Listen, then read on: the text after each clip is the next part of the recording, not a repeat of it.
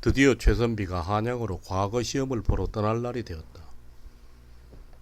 아내는 별 수 없이 또 이 집 저 집 찾아가 아쉬운 소리를 하며 남편의 과거 시험 보러 갈 여비를 가까스로 빌렸던 것이다. 그러나 아내가 빌린 여비는 겨우 절반밖에 되지 못했다. 어떻게든 여비를 마련하려 노력했지만 뜻대로 되지 않는 아내는 미안한 마음으로 그것이나마 남편 앞에 내놓으며 말했다. 서방님, 이번에는 겨우 한양 다녀올 여비를 절반밖에 구하지 못했습니다. 이거라도 가지고 떠나셔서 부디 뜻을 이루시지요. 절반이라. 그럼 한양 올라갈 여비밖에는 안 되는구려. 하하하. 이번엔 내 반드시 과거 시험에 급제하여 임금님이 주신 말을 타고 오면 되겠구려. 고맙소 부인. 내 기필코 이번에는 대장부의 뜻을 이루고 오리다. 최선비는 상투 위에 갓을 쓰고 하얀 두루마기를 걸쳐 입은 채 어깨에 보찜과 여러 켤레 집신을 걸쳐 매고 집을 나서며 아내에게 비장한 작별 인사를 하고는 한양을 향해 터벅터벅 길을 나섰다. 꽃샘 바람 몰아치는 동네 울밑에 매화꽃 피고 산속 절 뒷산에 동백꽃 피는 이른 봄길을 걸어 함께 과거 보러 가는 여기저기 청운의 꿈을 품은 여러 선비들을 만나 밤에는 주막집에 들어 밥 사먹고 자고 낮에는 부지런히 길을 걸어 이윽고 한양에 당도했다. 춘삼월 호시절이라고 한양 땅에 당도하니 기와집들이 즐비하게 늘어선 높은 담장 사이로 새로 난 푸른 잎 사이 꽃피고 새 울어 봄바람이 온 장안을 따뜻하게 핥고 지나갔다.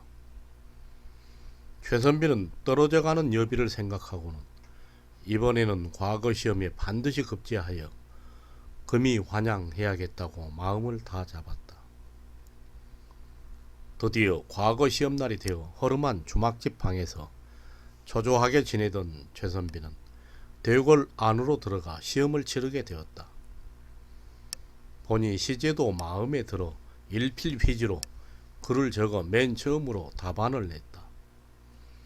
최선비는 의기양양했다. 며칠 뒤 시험에 급제한 사람들 명단 발표 방이 대궐 담벼락에 붙었다. 최선비는 이번에야말로 제 이름이 맨 처음은 아니더라도 아무렴 맨 끄트머리라도 있겠지 하는 기대를 잔뜩 하고 떨리는 가슴을 부여잡고 방 앞에 섰다. 그런데 위아래로 좌우로 샅샅이 눈을 싣고 찾아보아도 최선비의 이름 석자는 없었다. 설마 그럴 리가. 이번에 과거 시험은 시제가 매우 쉽다고 생각하고 바람처럼 적어냈는데 이번에도 낙방이라니.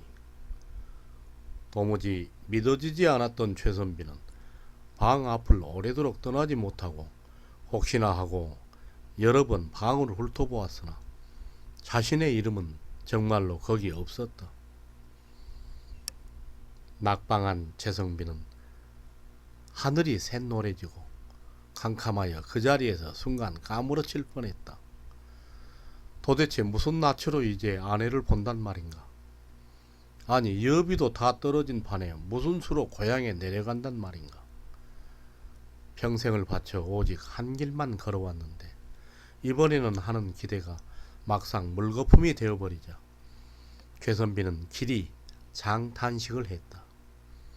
생각 같아서는 차라리 당장 이 자리에서 푹 꼬꾸라져 죽었으면 좋으련만 싶었다. 그렇다고 생목숨을 바로 끊을 수도 없는 노릇이어서 그 자리를 바로 피해 달아나 허름한 주막집 구석방에 엎어져 진종일 술을 마셨다. 술로나마 우선 괴로운 심사를 달래고 싶었던 것이다.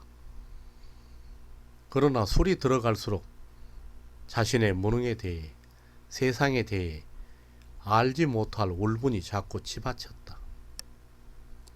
이런 개떡같이 썩은 세상에는 필시 과거 시험에 권력 가진 자나 돈 가진 자가 미리 손을 써서 부정한 판정을 한 것이거나 혹은 한심한 족속들이 자신의 빼어난 글을 도무지 알아보지 못한 것이라고 지부하고는 자신을 위안했던 것이다.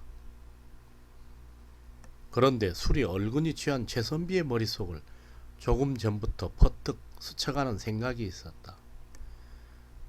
기왕지사 집에 내려갈 여비도 없는 데다가 인생을 다 바쳐 글 공부만 해오며 지금껏 과거 시험만 줄곧 보아온 터라 살림만 탕진해오며 마음 여린 아내 뼈 빠지게 고생만 시켜 우려먹고 아이들 못 입히고 못 먹였으니 이 부조리 가득한 아수라장 세상에 세상 잘 만나 속 편하게 떵떵거리고 잘 사는 네 대갓집 하나 골라 도둑질 한탕 크게 해서 내려가자는 별 뚱딴지 같은 사악한 생각이 자꾸만 밀려 들었던 것이다. 최선비는 그날 밤 어떻게 잠이 들었는지도 모르게 술에 취해 쓰러졌다. 아침 늦게 일어난 최선비는 속이 타서 머리맡에 놓아둔 냉수를 벌컥벌컥 들이켰다. 언제 쓰러져 잤을까? 아마도 주막집 주모가 술상을 내가고 냉수를 방문 앞에 놓아둔 듯 싶었다. 냉수를 마시며 최선비는 어젯밤 쓰러지기 전 최후로 먹은 모진 생각이 언뜻 뇌리에 스치는 것을 떠올리고는 그것을 대담하게 현실화시키며 다시금 굳은 결심을 했다. 아내가 마련해준 여비가 다 바닥나가고 과거 시험에도 낙방한 희망 없는 최선비에게는 스스로 목숨을 끊어버리는 길 외에 이 막다른 난국을 극복하고 헤쳐가려면 집으로 돌아갈 여비라도 마련할 도둑질이라도 할 밖에 달리 선택의 방법이 없었던 것이다. 최선비는 늦은 아침에 주모에게 더운 국밥 한 그릇을 시켜 말아먹고는 구석진 방을 뒹굴며 이제는 하루 종일 도둑질에 대한 구상만 했다. 밤이 깊어지고 사람들이 모두 깊은 잠에 골아떨어지면 슬그머니 어느 부잣집 담을 잽싸게 넘어 대담하게 안방으로 들어가 장롱이나 금고를 뒤져 엽전 꾸러미를 훔치거나 귀한 금, 은, 배물을 손에 넣고 다시 슬그머니 돌아오면 될 것이었다. 그러나 그것이 어찌 말처럼 쉬운 일이겠는가? 그날 밤 밤이 깊었다. 최선비는 도둑 고양이처럼 슬그머니 주막집을 빠져나와 한양 땅을 골목골목 뒤지며 어디 도둑질을 해도 좋을 집이 없을까 하고 기웃거리며 물색을 시작했다. 그러나 막상 도둑질을 하려고 나서니 그도 못할 짓이었다. 높은 담 넘기, 살금살금 안방으로 기어 들어가기, 들키지 않게 장롱이나 벽장 뒤지기, 재빨리 도망쳐 나오기, 이런 것들이 고도의 순발력과 상당한 체력을 필요로 하는 기민하고 민첩한 힘든 운동 작업들이라서 매일 방에 앉아 글 공부나 하던 사람으로서는 도무지 쉬운 일이 아니었던 것이다.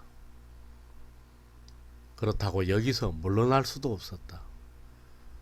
고향 집에까지라도 돌아갈 여비라도 장만할 양이면 아무래도 도둑질을 해야만 했다.